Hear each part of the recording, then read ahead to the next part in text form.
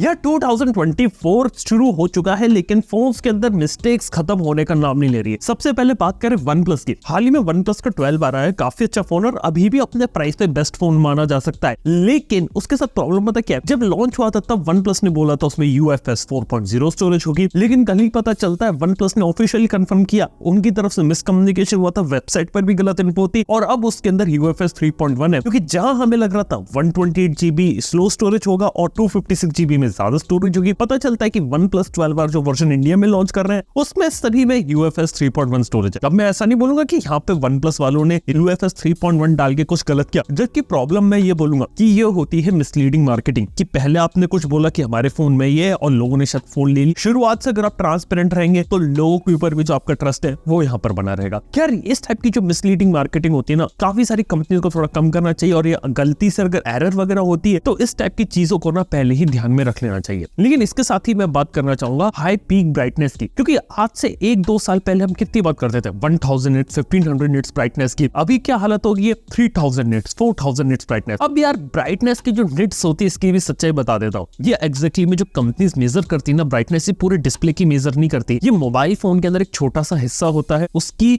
HDR के अंदर peak brightness को मेजर किया जाता है, जिसके बाद उसकी ब्राइटनेस जब मेजर करते हैं वो आपको देते हैं और वो ब्राइटनेस भी सस्टेन नहीं होती, कुछ ही लिमिटेड टाइम पीरियड के लिए होती है। जबकि यहाँ पे कंपनीज को बात करनी चाहिए सस्टेन ब्राइटनेस की। और हाँ, इतनी पीक ब्राइटनेस अगर लंबे समय तक मोबाइल फोन में रखी जाएगी तो उसके नुकसान बता सकता हूँ। पहला नुकसान तो है कि ऑब्वियसली बैटरी आपकी जल्दी खर्च होगी। दूसरा जो सबसे बड़ी प्रॉब्लम जो मेरे को लगती है ना, वो ये है कि एमोलेड के अंदर इतनी हाई ब्राइटनेस लंबे समय तक यूज करेंगे तो डेफिनेटली बर्न वाली सिचुएशन क्रिएट हो सकती है, जिसके कारण से मोबाइल फोन के अंदर इमेज रिटेंशन के इश्यूज भी आ सकते हैं। और इसी के साथ ही बात करने वालों कैमरास के बारे में। देखो, स्मार्टफोन के अंदर पिछले कुछ सालों में आपको पता है 2-2 मेगापिक्सल के मैक्रो डेप्थ आ रहे हैं, तो हम इसको अक्सर क्रिटिसाइज कर रहे थे। लेकिन मेरे को पता चला कि 2024 में कंपनीज भी अब ये समझदार हो गई है कि यार 2-2 मेगापिक्सल के कैमरा दिखा के हम कंज्यूमर को बेवकूफ नहीं बना सकते। अब कंज्यूमर हो गया स्मार्ट और उससे अच्छे कैमरास देने पड़ेंगे। इसीलिए 2024 से शुरुआत होने वाले कुछ ऐसे फोन्स की जिसके अंदर 2-2 मेगापिक्सल के कैमरे गायब हो जाएंगे अक्रॉस द इंडस्ट्री वाइड। 20,000 से लेकर 30,000 रुपए के सेगमेंट में ये चीज सबसे पहले आएगी, जिसके अंदर 2-2 मेगापिक्सल के कैमरे गायब होने लगे। उसके बाद बजट में भी अगर गायब होने लगे तो काफी अच्छी चीज है, क्योंकि अभी के समय में सिर्फ नंबर ऑफ कैमरास बनाते हैं। और जैसा मैं अपने वीडियोस में भी कहता हूँ, कंपनियां 2-2 मेगापिक्सल के यूजलेस सेंसर यहाँ पे प्रोवाइड करती है। अगर ये ट्रेंड मार्केट से जल्दी खत्म हो जाता है वो काफी अच्छी चीज है।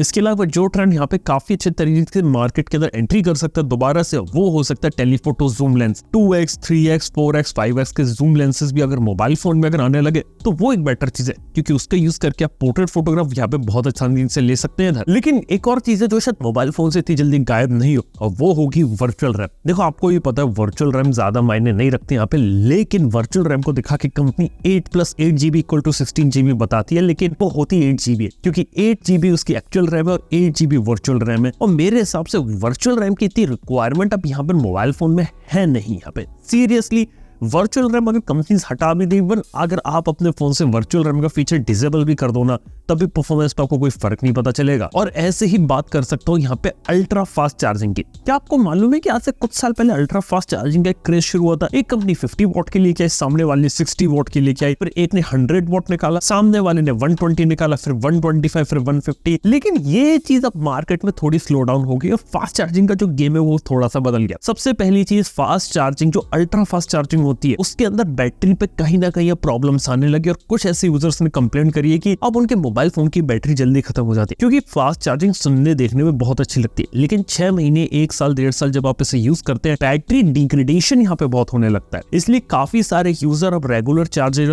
पुराने चार्जर से चार्ज करते हो, जब जरूरत पड़ती है तब अपने फास्ट चार्जर का यूज करते हैं जो 100-120 वॉट का है। और एक ऐसी चीज है जो कंपनीज को भी समझ में, इसलिए 200, 250, 300 वॉट की चार्जिंग पे लोग जा रहे थे, लेकिन उन्होंने यहाँ पे थोड़ा सा ब्रेक लगा दिया, थोड़ा सा पॉज ले लिया कि इतनी ज्यादा चार्जिंग की अब जरूरत ना पड़े। अगली चीज बताना चाहूंगा कि अब बैटरी केमिस्ट्री के ऊपर काम हो रहा है, लेकिन मैं बोलना चाहूंगा कि यार जब तक इन जो नई टाइप की बैटरीज होती मार्केट में नहीं आ जाती, तब तक हम इसके बारे में कुछ नहीं कह सकते। मेरे को क्या लगता है कि बैटरी टेक्नोलॉजी में इवोल्यूशन होने में और 3 से 4 साल का इंतजार करना पड़ेगा। फिर भी देखते हैं यहाँ पे क्या होता है। और इसके साथ ही यहाँ पे बात कर सकते हो यार, मोबाइल फोन में आज के समय में टाइटेनियम बिल्ड है। अब आईफोन के साथ एक किस्सा शुरू हुआ, सैमसंग ने फॉलो किया। मैं बता रहा हूँ और भी काफी सारी कंपनीज अपने अल्ट्रा, प्रो मैक्स सभी वर्जन में इस चीज को इंप्लीमेंट करेंगी। 1-1.5 साल में चीज आने वाली है। अब एक बात बता देता हूँ, टाइटेनियम से ऐसे कोई दुश्मन नहीं है, लेकिन टाइटेनियम एक बहुत ही ज्यादा प्रीमियम मटेरियल और फोन की कीमत हो जाती है ज्यादा, और लिटरली फोन की फंक्शनलिटी में इसका कोई फर्क नहीं पड़ता। इवन अगर आईफोन की बात करें तो वो भी टाइटेनियम बिल्ड के साथ आता है, लेकिन मेजॉरिटी लोग जो आईफोन 15 प्रो खरीद रहे होंगे ना, वो कवर केस लगा रहे होंगे। कुल मिला कहने का मतलब है कि बहुत ही ज्यादा प्रीमियम मटेरियल है,